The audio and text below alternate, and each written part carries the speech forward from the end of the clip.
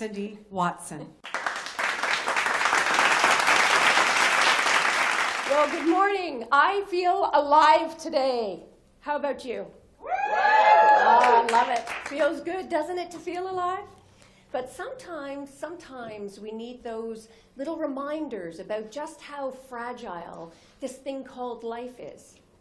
Like last week, watching the spire of Notre Dame engulfed in flames. That was one of those moments for me. I don't know why it hit me so hard, but it did. And it's not the first time, and it won't be the last. Just think of 9/11 and how that rocked our world and our sense of security. It's like we need these little pokes every once in a while to remind us how little control we have over what happens in our lives. Our lives, this precious gift that we've been given. And when things like this happen, it makes me question my life. What am I doing with my life? Does it matter? Do I matter? And I'm going to ask you to get really ruthlessly honest with yourself as well and ask the hard question. Are you living your life fully on purpose and with purpose? And even if you think you are you truly taking control and negotiating every aspect of it? Because think about it, today, we are living truly in the era of the best of times and the worst of times. We have technological advances now that would have seemed unthinkable not long ago. And if I asked you all to hold up your cell phones, I'm not, but if I asked you to hold up your cell phones, I bet I could pick out the cheapest phone in this room, and it would still have access to more information than JFK had when he was President of the United States. Think about that. We have such potential here at our fingertips. And yet, suicide rates are at an all-time high, and depression and anxiety as well, and that goes across age and culture. And it's this strange contradiction, this paradox, that on the one hand, we have access to more communication tools and yet less connection. We have access to more resources, and yet we feel more helpless than ever. Like me sitting back watching Notre Dame burn, consumed. So what do we do? What do we do to take our stand, to take control when it seems we have so little control over so much of our lives? Well, we may not be able to control what happens, but you know what? We can control our thoughts. We can control how we react to things. And equally, if not more importantly, we can control how we choose to negotiate our lives. And make no mistake, it is a choice and it is a negotiation. In fact, all of life is a negotiation when you really get down to it. Whether you're negotiating with your intimate partner, negotiating with your kids, or negotiating your sex life for that matter, every aspect of our life is a negotiation. It just may be the single most important skill that you're ever need to learn, and yet we're not taught it. Or, to the extent that we're taught it, we're led to believe that negotiation is all about the bark and the bite. Toughness carries the day. And it's simply not true. And you know what? That myth is important because it makes people, and especially women, believe that they either are not effective negotiators and so they shrink back, or they feel like they need to overcompensate to get what they want. And again, neither are true. And I've been an attorney for over 30 years, negotiating really high-stakes deals in some really intense environments.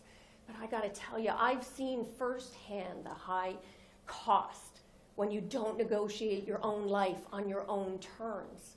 And I'll give you my experience. In my law practice, for example, I brought that bark and bite. And I got great results, don't get me wrong. My clients called me the barracuda, and they meant it as a compliment. And for the longest time, I took it as a compliment. I wore it like a badge of honor. I'm a barracuda. Until it started seeping into my personal life. And I felt it affecting my relationship with my partner, affecting my relationship with my kids, affecting my relationships with my family and friends, until I kind of didn't recognize myself anymore. And it got to the point that when I held up a mirror, I didn't like what I saw. I'm sure you've all had that experience at some point in your life. And so I created this program that I believe can change lives. Heck, I think it can change the world if everybody would adopt it. And it's called The Art of Feminine Negotiation, how to get what you want from the boardroom to the bedroom. And I've created a little mnemonic to help you remember this, because these skill sets are so important when you need to negotiate every aspect of your life. So that mnemonic is called AREFIT. A-R-E-F-I-T. Just think, you are fit to be a great negotiator in every aspect of your life without having to bring the bark and the bite. So that stands for assertiveness, flexibility, rapport building, intuition, and trustworthiness. Because we're taught assertiveness is only one aspect of bargaining. And it's not even the most important aspect of bargaining, because really, the marks of what makes a really great negotiator are people who can bring that rapport building, that empathy, that flexibility, that intuition, that trustworthiness onto the table. And think about it for a moment. What are all those skills considered? They're typically referred to as the soft skills or the feminine traits. So for the women in the audience, the good news is that you already use those skills in a myriad of ways every day. You probably just didn't think of it as negotiation. And for the men in the audience, you have these skills as well. You just need to step into using them with intention and bring it to the table to get what you want. Push past that conditioning that somehow these are signs of weaknesses. And for the gender fluid in the audience, don't worry, because it doesn't really matter whether you call them masculine or feminine. The point is just to bring these traits to your negotiations every day, in every relationship. It will help improve your relationships. It will help you get more money, get more respect, and to make a difference in the world. Think about that impact. So I obviously do not have time today in these 10 minutes to take you through my program. But I felt it was really critical. I wanted to make sure that I shared with you that AREFIT, so that you can take that into your life and you can start applying it to be the best possible version of yourself. But before I let you go, I want to give you one other hot tip, and it's super easy. When you step into this new venture where you truly embrace negotiating every aspect of your life, I want you to start with yourself. I want you to learn to negotiate with yourself. That is probably the most important negotiation you are ever going to master. And we don't think about it. We talked about rapport building as one of these important skills. I want you to build rapport with yourself. I want you to get to know yourself intimately. Know what your negotiation style is. Know the limits of your comfort zone. Know what your language of love is, what your communication style is. But most importantly, I want you to dig deep and really know your why. And what do I mean by that? When we negotiate, what we talk about and what we generally think we're negotiating about is actually only the tip of the iceberg. What really is at play typically in any negotiation is all of those hidden needs down below the surface. So I want you to dig in below the surface and uncover your deepest whys. Let me give you an example. If you're negotiating about money, for example, it's almost never really about the money. It's about what that money represents for you. Maybe for you it's respect. Or maybe that money is so that you can take a romantic getaway to rekindle the dying sparks of your relationship, your romantic life. It doesn't matter what it is. I want you in every negotiation to dig deep under that surface and uncover your why. Because when you can tap into that emotional motivation, it'll elevate your negotiation to a whole other level. And on the other side, that's rapport building. If we talk about assertiveness, I said it's not the most important skill in bargaining, but for yourself, I want you to get assertive with yourself. I want you to choose your mindset. In every situation, every moment of every day, I want you to choose who you want to show up as.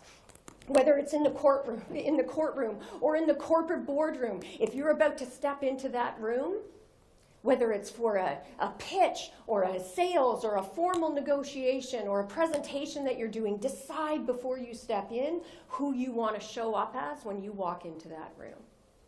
And the same applies equally, if not more importantly, in your home life. And I'm going to ask you to, a little trick that I'll pass on. Find a trigger. When you come home, every time you come home, every evening, just touch the door jamb as you're about to step into your home. And take a moment to just really ground yourself and think with intention, who do I want to be when I step across this threshold into my home? Who do I want to show up as with my partner, with my kids, or whoever it is? It is such a powerful, powerful tool. And it applies, you can apply these skills in every aspect of your life. Again, whether it's negotiating your relationship with your intimate partner, or negotiating your relationship with your kids, or as I've said, heck, if it's negotiating to have a great, mind-blowing sex life. And make no mistake, they are all negotiations of a sort.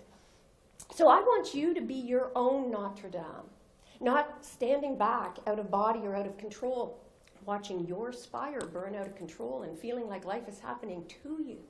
I want you to step up into your feminine power. Whether you're a man or a woman, step into that feminine energy and those feminine traits and guard your majestic Notre Dame tower so that you can negotiate your life to get everything you want from the boardroom to the bedroom and everything in between.